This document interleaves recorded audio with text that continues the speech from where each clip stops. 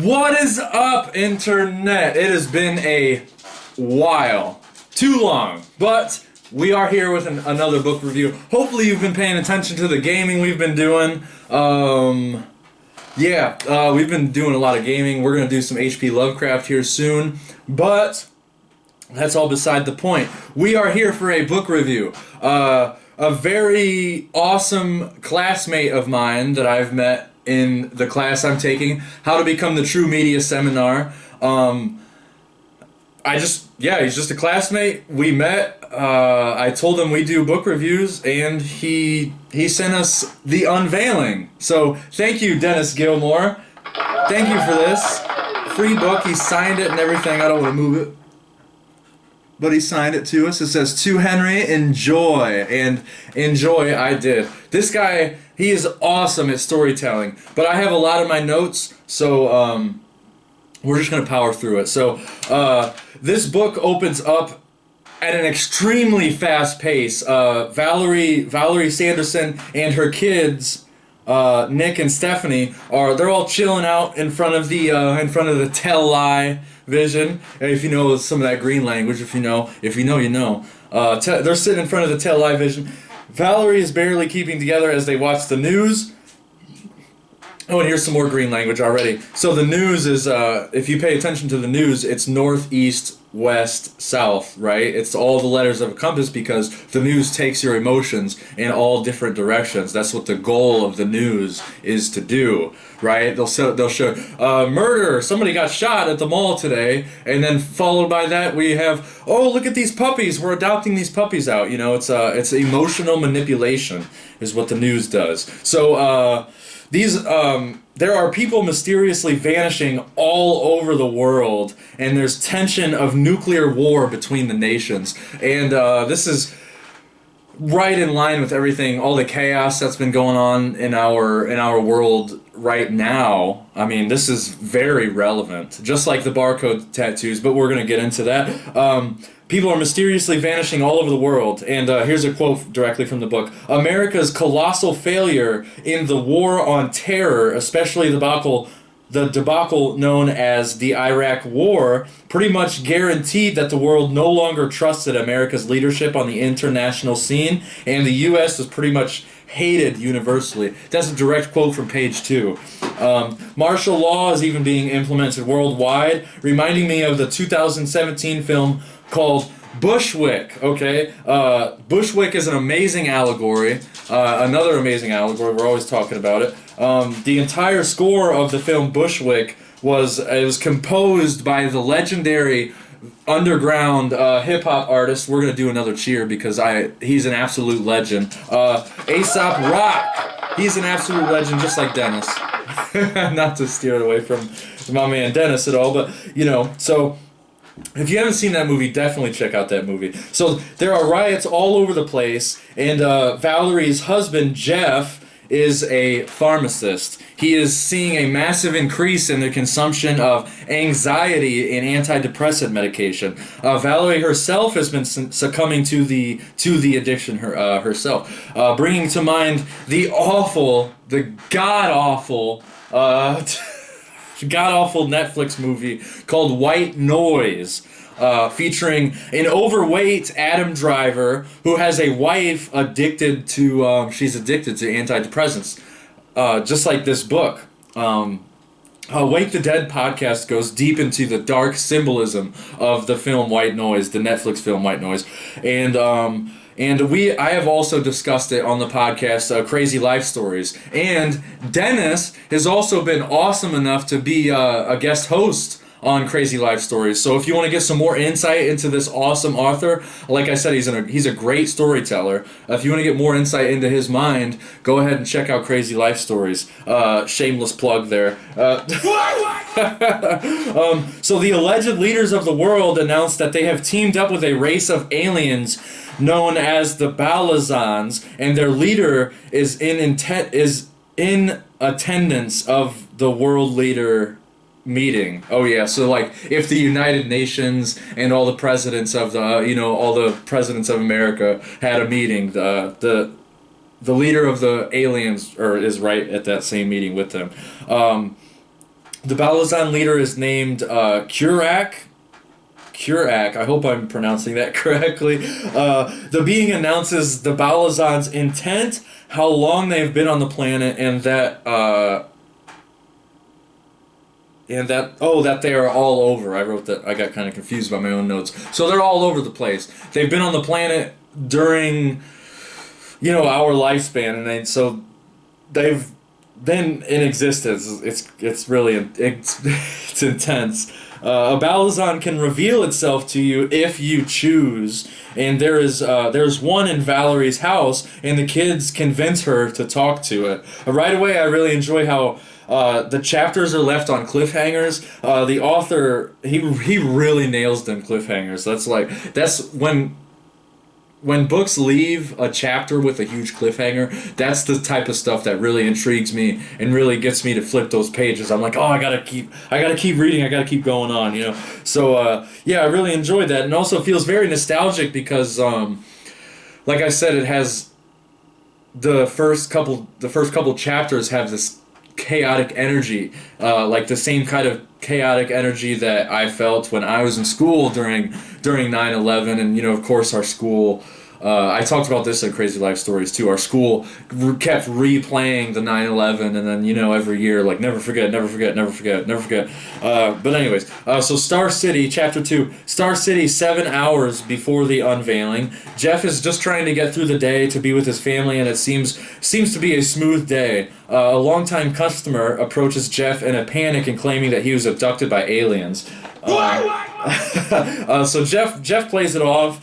Telling Candace it's just hallucinations, and telling Clarence, my bad, I said Candace, it's just hallucinations, and Clarence, he ends up attacking Jeff. The police show up and assess the situation. And Jeff should be cleared to go home, and he answers his wife's phone call. This chapter particularly intrigued me because Jeff made me think of the analyst, the analyst from The Matrix Resurrections, which is the newest movie in the quadrilogy. Quadrilogy. There's also an incident that I'd say is a direct reference to the movie They Live. I'm keeping it a secret to encourage you guys to read this book. I'm not going to give a whole lot of this book away. Like this one's a little bit different because normally most of the books that we've done reviews of in the past, I've already read them multiple times, and I have I feel like I have a pretty good understanding of them. But they were also books that they've been around forever. Like if you haven't read these books, there's no excuse. They're so you can get these books so cheap. Yes, but for this one, I'm going to keep everything a secret because I know for a fact not a lot of people, the amount of people who read this book compared to the amount of people that read, all this Brave New World or 1984, those books are classics. They've been around forever, so I don't feel bad spoiling those books, so to speak. Okay. Chapter 3. During Chapter 3, we are back with Valerie, the kids, and the Balazan, because Valerie and the kids decided they were going to talk to him. The Balazan, named Akanom, they're alien names, so they're kind of tough, describes that Christianity was inspired by the Balazans. These beings are obviously much older than humans, and they experience time... They experience time much differently. Valerie asked why the Balazans never controlled humans with brute force, and Akanom simply replies, "We considered it, but our future forecasts showed there was virtually a 100% chance that such actions would have led to man's extinction around 1000 AD. So that's after death. Page 24. The Balazan gets deeper into the religion, but I don't like I said, I don't want to give too much away, so I'm trying to keep it a secret to intrigue you to go buy this man's book because it's a really good book. Not all Balazans care for humans. There is one named Zalma. XSALMA. Zalma started a movement to prevent the unveiling. Zalma and his followers terrorize the humans, so they are intimidated by aliens. So that way humans, look at aliens as the enemy, right? So Akhenaten said, oh no, wait, no, sorry, I'm getting ahead. Zalma also vaporized millions of humans in the Middle East, claiming it was an action out of love. So Akhenaten said, in cases such as these, we must appeal to the council, a board of super beings that live in the center of the universe, page 33. The council will have their decision at 4 p.m., the same time as the unveiling, because the council they have to decide what they're going to do with Zalma. Akin reminds me of another movie called K-PAX with Kevin Spacey. Another great allegory where it's the whole storyline of K-PAX is that this being is an alien. Again, I don't want to give too much away, but K-PAX is a movie that's been around forever. If you haven't seen K-PAX, you need to go see it. Even though Kevin Spacey turned out to be anyways, so getting into chapter 4. The chapter begins with Jeff wounded and bleeding, showing up at his friend Daryl's house. Jeff explains he was driving home when 2 FBI agents tried to pull him over. Jeff instinctively knew something was up, and he bolted and the agents shot him as he was trying to get away. Daryl patches Jeff up while explaining the attack wasn't a malicious attack. We discovered Jeff used to be a God-fearing man, referring to Christianity as his old cult, and that was a very interesting dichotomy that he put in. So we just God-fearing man, which is he refers to Christianity as his old cult, which we find out he really was part of a cult. The leader of this cult took away any sense of Jeff's personality, which is, classic. If you study cults, it's a classic symptom. This made me think of an incident recently where my coworker stopped working, and he started going to GCC, which is a local church around here called Granger Community Church. After attending this church for several weeks, they got him to take an extremely expensive seminar called Dave Ramsey's Plan for Financial Success. And this man was not in any position to quit his job, let me tell you. So, the first tenet of this seminar that my old coworker took was tithe your 10%. 10% of every dollar, 10% of everything that you make goes to God.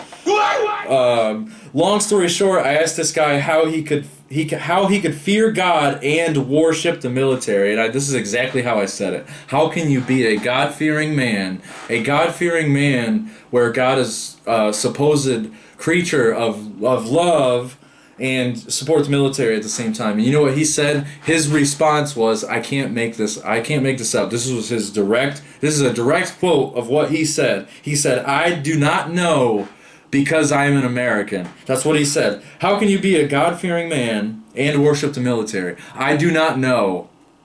Because he said, I don't know because I'm an American. And this is the type of cognitive dissonance that these religions instill in people. People like, I get too fired up. But anyways, back to the book. Okay, so Valerie was violently opposed to the cult. To his newfound friends, it was obvious a demon possessed her. He was instructed he would have to leave his family or risk eternal damnation.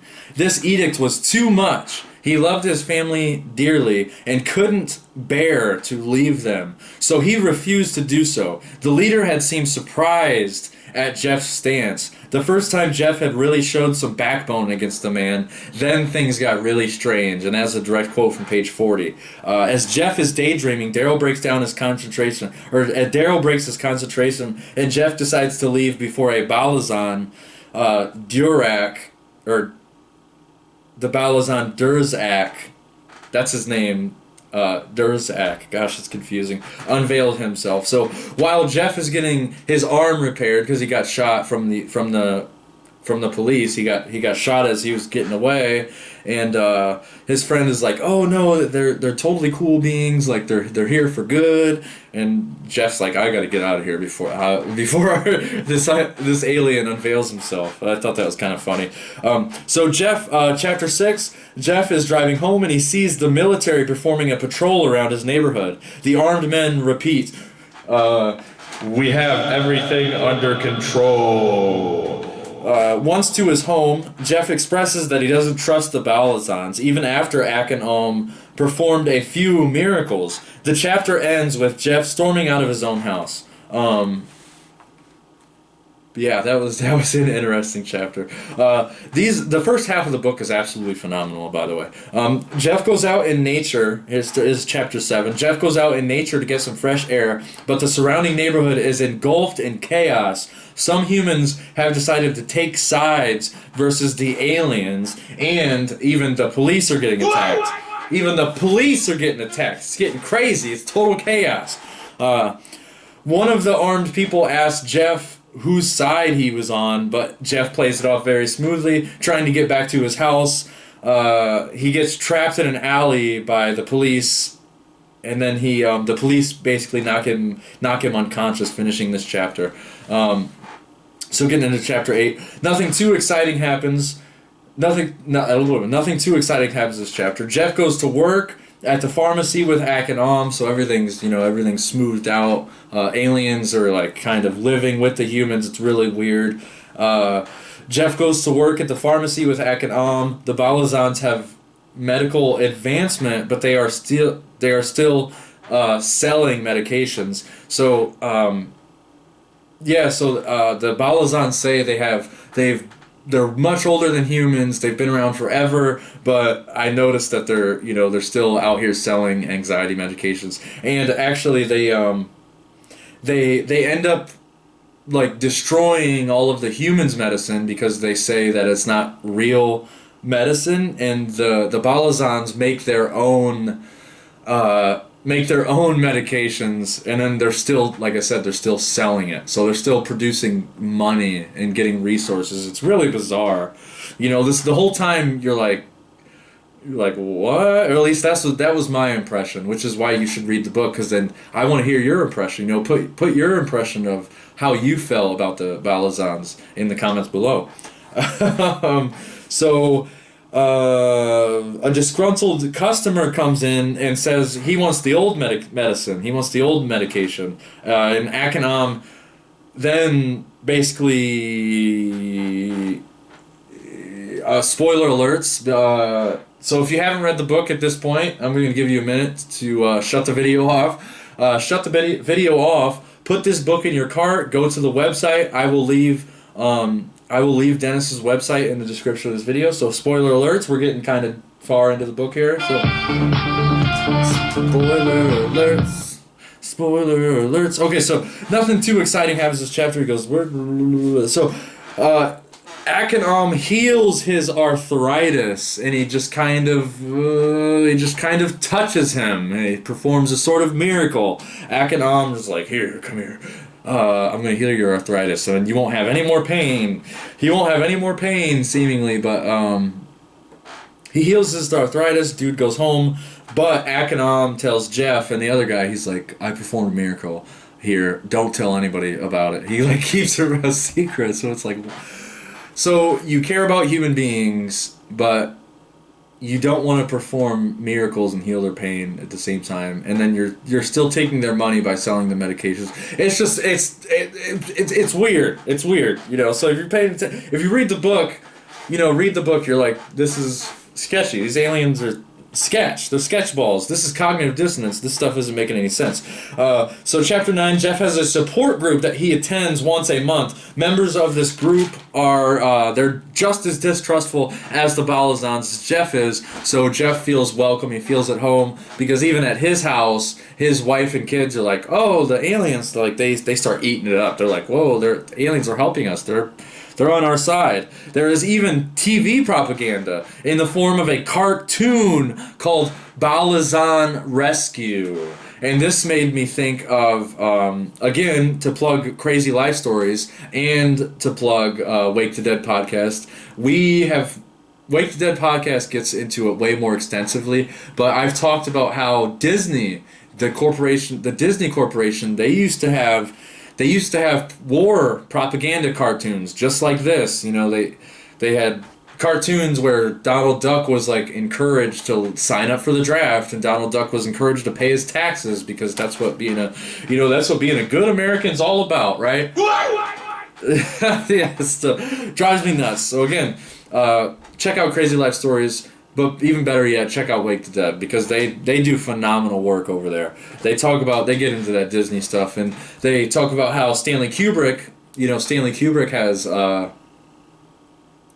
Disney in Full Metal Jacket, and in I believe there's some Disney in The Shining. I'm not sure if I can't remember, but I know there's a lot of Disney in Full Metal Jacket, and it's a wicked. Disney is totally wicked. I mean, put on the glasses like they live. I don't know what else to tell you. Technology quickly advanced to flying cars. Crime is reduced since judges have a tool that detects lies. Humans can no longer obfuscate the truth, and flying cars also exist. But my man Jeff refuses to buy one. I really like the character of Jeff. He just kept making me proud. I was like, Jeff is awesome. Jeff is a legend, actually. War sporadically pops up, which the Balazans do nothing due to the past experiences. And if you read the book, you'll find out why the Balazans don't interrupt the war. Which again to me doesn't make any sense. It's cognitive dissonance. You say you care about humans, but you're not going to interrupt the war. It doesn't make any sense. So war starts popping up all over the place. Flying cars require a special license that requires recertification every 3 years. Reminded me of the Barcode series, the Barcode Tattoo series that we've already done on this channel. We've already done book reviews. If you haven't checked out those book reviews, or if you haven't read the Barcode series, go find the Barcode series. You can get it for absolutely cheap off Amazon, and it's an amazing series. So the Barcode series, where the group of resistors of the Barcode tattoo, they invent their own anti-gravity vehicles. But since they're the resistors and they're kind of they're anarchists, you don't need a license, and you don't need to recertify your gravitational vehicle license every 3 years. So definitely read that book. Churches hadn't held any worshippers in a long time. Eventually, after considering the evidence, Muslim, Jews, Hindus, Christians, and most all other faiths abandoned their beliefs and simply cooperated together as humans. Imagine all the people. Yeah, they started acting like humans. Can you imagine? Kirak may still have his difficulties uniting a stubborn race, but at least one of the biggest excuses of but at least one of the biggest excuses for war and hatred was gone. Religion. Page 96. Wow, and that was very profound right there. He was tapping into something. I think he was tapping into some truth. Yeah. So Jeff's friend Brad says he has a lead to empirical evidence of why the Balazans are evil, but the Balazans keep following him. So Brad and Jeff arrange a meeting before Chapter 9 ends. And going on to Chapter 10, Jeff and Brad get back to Valerie and the kids to ask Akin some more deep existential questioning. Oh shoot, I messed up. So I also mentioned they were going to a meeting, but the meeting turned out to be an extremist terrorist group. The news was shockingly telling the truth about because the news was like, don't follow these Christians. There's a bunch of Christians out there killing people, basically. And so then it turned out the news wasn't lying for once, which is Yeah, the news was shockingly telling the truth. So the boys get back to the car safely and go back to Jeff's house, and that's when they start questioning Ak and Alm. And so here's another direct quote: Brad made a lame rebuttal that the only demons in the room were the Balazans, but it didn't sound very convincing to Jeff. Jeff might not like the Balazans, but Ak and Alm's explanation sounded more realistic to him at this point than Brad's insistence that there was a god. However, his continuing steady demeanor impressed Jeff. He figured surely the man would have lost his nerve by now. Page 114. So Brad goes off calling the Balazans liars. He's like, "You guys are devils. You guys are demon devils. Demon devils. I get out of my house." Well, no, he wasn't in his house. He was in Jeff's house. So he was like, "Screw this, I'm out." And he goes back home and he just kind of like I said, the technology, they have flying cars. They started harnessing the Balazans' technology, so Brad just kind of like nods his head and just materializes back home, and then the family is left by themselves. So chapter 11, actually more spoilers alert. Okay, so if you're curious and you're still here, go ahead and buy the book. Go ahead and buy it. Let's do that again. Alright, you better not be here. Spoilers. If you haven't read this book, you better not be here. Or if you are still here, you better have ordered the book and it better be getting delivered to your house this week. And Dennis better have the money in his account. Alright, so the Balazans announce the exaltation. I spelled that wrong in the notes. They announced the exaltation stage could take millions of years to get to, but they have a way to speed up the process. But it takes full participation of the human race, basically. It is important to mention every human has assigned a sort of Balazan mentor. So at this point in the book, every human being has their own Balazan mentor that has been assigned to them. Again, very sketchy to me. This whole time I'm like, this is a sketch. The family embraced it, but Jeff protested, and Ak and Alm carried Jeff outside. Oh yeah, I forgot. This scene was really dark. I mean, yeah. And from here on, the book only gets darker, I'd say, too. So, so everybody in the house embraces this sort of exaltation stage, except for Jeff. So Jeff refuses. He's like, no, don't do this to my family. So Ak and Alm literally carries Jeff outside of his house, and Jeff just like gets levitated outside of the house. It's really bizarre, and it totally like violated his rights as a natural human being. So like I said, this is where it gets really dark. And I even wrote in notes to me that is a violation of Jeff's rights. The alien took Jeff out of his own house. So what's going on with these aliens? It's weird. It's weird. These aliens are sketchy. So Monica, which is Ak and Alm's projection, Ak and Alm's projection, appears and says that the beings orchestrated this event were not the real Balazans. And then, so this being Monica, after Jeff is carried outside of his house, Monica meets up with Jeff, kind of basically takes him to safety to a suspicious white surveillance van looking like it was straight out of the movie, the 2006 action film Smokin'Aces. And then Monica vanishes. Smokin'Aces is an awesome movie. If you have not seen that movie, I highly recommend you watch that movie. Yeah, so then this character, Monica, vanishes after taking Jeff to safety. It's really bizarre. So, yeah. Excuse me, a little parched. So Jeff knocks on the van door, meeting two new characters, Len and Ellis. They tell little information, and then they tell Jeff that they have a car arriving in 10 minutes to take him to the hideout.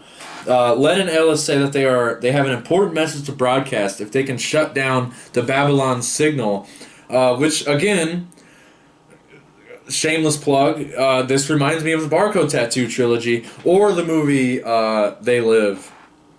And if you, I already referenced They Live in this book review. Again, if you haven't seen the movie They Live, you have to go watch it. It's required. Required. You definitely need to watch They Live. So Jeff gets to the hideout and is informed with a very convincing story of everything that has happened over the last 3 years. And then Jeff decides he's still not ready to join these mysterious strangers that he's never met before in his entire life, and they let him just walk out of the hideout. Yeah, so these people seem to be pretty cool. They don't violate his rights, even though they're being very secretive. They still let Jeff kind of just walk out of the building, and so these characters also say that they have an exercise that allows them to expel the demons, which is why Jeff is like, he gets kind of sketched out. He's like, oh, I'm getting out of here. So chapter 12 and 13, this is where the book kind of does a 360 like the last half of Kubrick's Full Metal Jacket. Gangs that have been merging with the demons start an all-out war, reminding me of yet another allegorical film, Constantine, where an enlightened John Wick an enlightened John Wick has to take on the devil and his army. Again, if you haven't seen that movie, Constantine, a great allegory. And I would say the allegory of Constantine and the allegory of this book are like hand in hand. They're very, very similar. Enlightened John Wick has to take on the devil and his army. Yep. Oh, and so I also forgot to mention, so the demons, I said the demons, right? The aliens, the Balazans, spoiler alert again. You better not be here. You better not be here. So the aliens turn out to be the demons. So that's why I wrote the demons. So chapter 13 gives a thought-inspiring quote that relates to this upcoming generation. This millennials, people younger than me, y'all need to hear this. Okay, so following on the heels of the worldwide legalization of homosexual behavior and same-sex marriage, the governments of the world had quickly codified many types of perverted sexual behaviors as lawful, including polygamy, incest, and pedophilia, since it seems so logical to their demon-infested minds that total sexual freedom should be the norm, and judging any type of this sexual behavior was wrong. Any people with dissenting opinions to this new standard had been viciously muzzled by beefed-up hate speech laws which demand immediate and indefinite incarceration upon proof of any written or verbal condemnation of any type of sex act. Page 168. Does that sound familiar? I mean, before the pandemic, people were getting banned all over. Roseanne Barr was getting banned. Comedians all over the internet was getting banned. Alex Jones was getting banned by quote unquote hate speech. You know, people getting literally banned. How could you ban somebody off the internet first? Like, you literally can't ban somebody off the internet. So two characters, Nick and Ronnie, are having an extremely dark conversation with each other. Where if they speak or even think a positive thought, the demon inside of them will cause them extreme pain, bringing to mind another powerful allegory in the form of a short story and a video game by Harlan Ellison titled "I Have No Mouth and I Must Scream." Like I said, this scene was very dark. It was tough for me to get through like the last chapters of this book, I'm not gonna lie. And so a story, I Have No Mouth and I Must Scream, is a story set in a dystopian future where a computer almost wipes out the entire planet. Again, if you don't know about that, do some research. Excellent story, excellent allegory. Definitely look into that. And the rest of the chapter follows Nick and Ronnie around town, and we get to see all their debauchery. They're causing chaos all over town. And so he wrote this. Dennis wrote this book. He told me during the Crazy Life Stories that he wrote this book before he was awake, and he does use anarchy with like it's the wrong definition of anarchy. He relates anarchy to chaos, and he says, Nick and Ronnie are going around town causing anarchy, but he doesn't use the real definition of anarchy. I just have to point that out. Anarchy means no masters, no slaves, by the way. The etymology of anarchy. And so we get to see all the debauchery going on. They decide to rob a fast food restaurant and head back to Nick's house, which is ironically his mom's house. And this chapter gets super dark. The world is completely devastated, giving my mind imagery of the Savage Lands in A Brave New World, and like I said, or even the Wasteland in Twisted Metal. So Brave New World is streaming on Peacock, and it was an awesome TV show. They did a really good job. The ending of the Brave New World TV show was actually really good. I was actually impressed because I thought it was going to go the same way TV shows like Stranger Things went, where the first season was like 10 out of 10 phenomenal, and then it just gets into brainwashing propaganda garbage. But it turns out they canceled the Brave New World TV show, and the same thing with Twisted Metal. I don't know if you're familiar with the Twisted Metal TV show. It's an awesome TV show. There's only one season. You can watch it on Peacock, but it was so good, who knows, they might end up canceling that too, because they always cancel the good TV shows. And then Fallout 4, this chapter also reminded me of Fallout 4, because the food that they're eating in this chapter, and they rob a fast food restaurant and they get food, but the food is covered in radiation, and when they eat the food, whoever consumes it gets rashes and irradiated skin. It's really intense. So chapter 17, I struggle with this chapter because Jeff sees his wife and child at a rally, but they didn't have the quote unquote faith to be saved. So it is really dark. Gosh, Jeff constantly insists he goes out of the compound to save his family, but his newly found authority figures, they keep telling Jeff no. He's like, these are my kids, this is my family, I need to go out there and save them, but his authority figures that own the compound are like, no, you can't go out there. So Jeff and his newfound friend go back to Jeff's old house to hide in the dusty, moldy closet to get Valerie and Nick to come back home. Arriving, Jeff tries to handcuff his wife while she orders Nick to shoot and kill them. Like I said, it gets very dark. During the conflict, Sandy shoves a moldy sock in Valerie's mouth, and Jeff shoots his own child in the knee. Heavy, very dark. Meanwhile, Valerie is saved, but Stephanie ends up in the upside down, so to speak. So Stephanie gets kind of trapped. And I already mentioned Stranger Things, but if you watch Stranger Things, the character L, or 11, is an SRA victim. Viewing the first season, we can learn the trauma that 11 goes through is ultimately what opens the portal to hell, which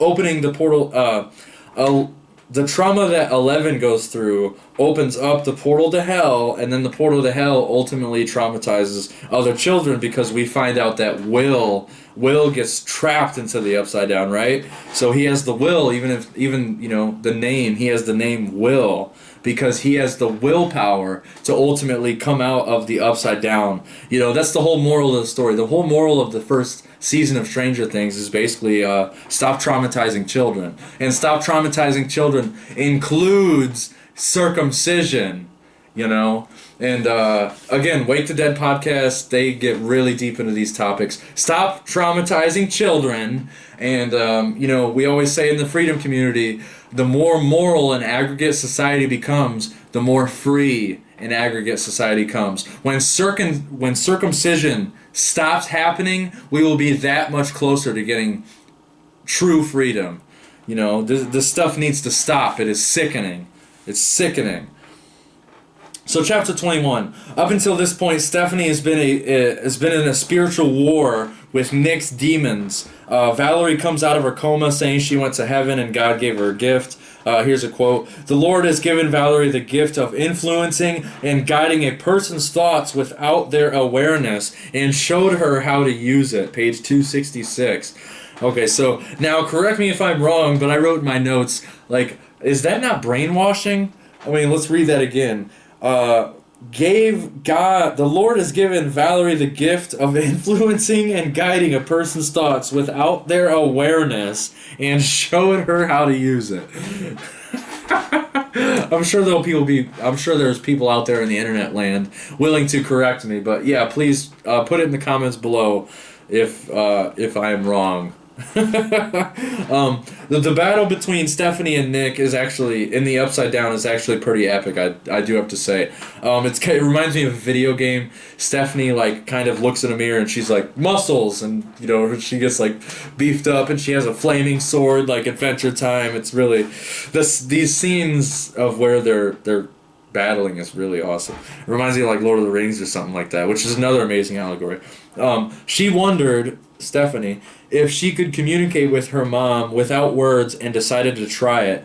As she knelt beside the rock and began to pray, she thought a request to her mom, asking her to create a stream by the rock. If she could hear Stephanie's thoughts. Almost immediately, a small stream appeared at the base of the rock and flowed down the garden path. Page 268. I actually thought that the only reason I wrote that down is because I thought it was a really gorgeous scene. Like I really loved that scene.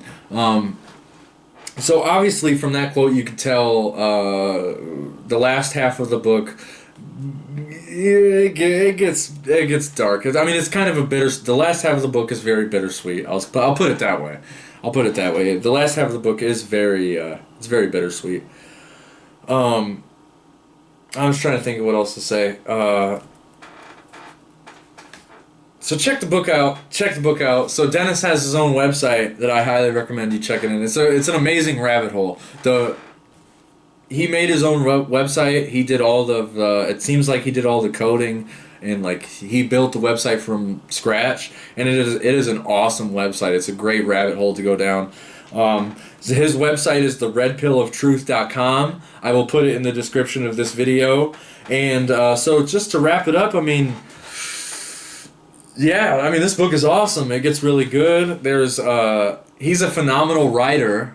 The way that he does storytelling is fantastic. I would love to see more books. Dennis, write some more books. What do you got? I mean, I would like to see this book turned into a movie, but that's almost, that's kind of out of the question. We all know how Hollywood is. We know how Hollywood is. Jay Dyer, Jamie Kennedy, and Jay Dyer have been getting into that stuff. So if you've made it this far, definitely buy this book. Get into it. It's such a good book. I hope I didn't spoil too much. And like I said, I did a book review of this book, and this is the first time I've read this book. So we will revisit all of these book reviews that we have already done. We will revisit them. We will get better equipment. We will redo it because as of right now, I can't even edit these videos. Like, I want to add an intro song, and I have a lot of ideas I want to do. I want to add an intro song and add thumbnails, make it look good, make it look professional, like Mark Passio's work. If you don't know who Mark Passio is, you definitely need to pay attention. Camera Girl is here finally, so I'm going to promote. I got a couple more things I want to promote. So get this book, buy this book, and also if you are in the Northern Indiana area, come to Michiana Education and Arts Club. We have a couple shows coming up. The idea of Michiana Education and Arts Club is to preserve and promote education, literacy, and the arts throughout the Michiana area. And more, I would add. That's MEAC's credo. I've been working there every Friday. Shouts out to MEAC. So November 17th, if you're in the area, this November 17th is called Punk Rockers Feed the Homeless. 5 bands for $10 donation or 5 non-perishable canned or boxed food items. And I have to mention, if you're unable to make it to that show, let's say we get a huge blizzard and you don't want to drive out of your house, you can go ahead and watch the full show on twitch.tv/MEAC574. That's twitch.tv/MEAC574. Go ahead and find Michiana Education and Arts Club on twitch.com. That show will have the distractions. The 012, Innocence Gone will be playing. They're locals. Connie Hash, they're an awesome band. I don't know where they're from though. And Half Built Homes, who is an Elkhart local themselves. And on top, did I say the distractions? I got the distracted. The distractions are awesome. We love the distractions here at Beagle Eye Visions. Check out their videos. We have a couple of their videos. And when this show happens, we will have more of the distractions videos. And also December 1st is Metal Night. Metal Night Toy Drive at MEAC, the very same van, featuring New Day Rising and Anakoth. These are the two metal bands that will be there December 1st. And one more plug, sorry, Camera Girl. April 19th. April 19th is me and Camera Girl's birthday. And probably Beagle Eye Vision's birthday, because that's about right around the time we started getting this equipment and started making Beagle Eye Visions. So, April 19th. My birthday is April 17th. Your birthday is April 19th, isn't it? Yep. Yep. So, come on out. That is our birthday show. So far, we have Acton's Dictum from Chicago. They're on Punk Rock Tacos labels. And we also have Citizen from Chicago. We love Acton's Dictums. We love Citizen. And Dead and on Sarah is confirmed. Dead and on Sarah was supposed to open up for Acton's Dictum at Skatopia this past Bull Bash, but Dead and on Sarah did not get to, for whatever reason. So, in order to open up for Acton's Dictum, I have to bring them here to Elkhart for my birthday. Because I love Acton's Dictum. I can't wait to open up for these guys. Can't wait to open up for Citizen. It is going to be awesome. The Steves might play that show, and if the Steves can't play that show, it will still be a good-ass night. Shout out to the Steves, too, if you like punk rock. And I think that was it. You got anything? Oh, you haven't read this book. Buy this book. Buy this book. Does it look good? Does it look good? Buy this book. Let's get a good thumbnail on there. Buy this book. Buy it. Yep. All right. Peace out, Internet.